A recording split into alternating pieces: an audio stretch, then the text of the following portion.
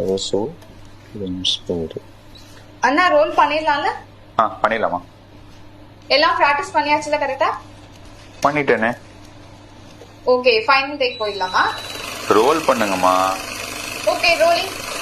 இந்த மாதிரி யாராவது உங்ககிட்ட கேட்டிருக்காங்களா? அந்த காலத்துல மூவிஸ்லாம் அப்படிதான் ஷூட் பண்ணிருக்காங்க.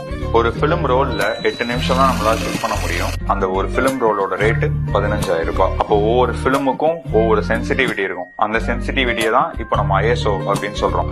ஐஎஸ்ஓவும் டியூரேஷனும் மட்டும் இல்லாம ஒயிட் பேலன்ஸ்க்கும் வேற வேற பிலிம்ஸ் இருக்கும். டே லைட்டுக்கு வேற ஒரு பிலிமும் டங்ஸ்டனுக்கு வேற ஒரு பிலிமும் வச்சு ஷூட் பண்ணிருப்பாங்க. அதனாலதான் பெரும்பாலும் பழைய படங்கள்ல நமக்கு ஒரே சீனு டே லைட்ல போய்கிட்டு இருக்கும், திடீர்னு ஒரே ஒரு ஷாட் மட்டும் ப்ளூ கலர்ல இருக்கும். அது ஏன் அப்படின்னா அந்த டைம்ல அவங்கள்ட்ட டே லைட்ல ஷூட் பண்ற பிலிம் ஸ்டாக் தீர்ந்து போயிருக்கும்.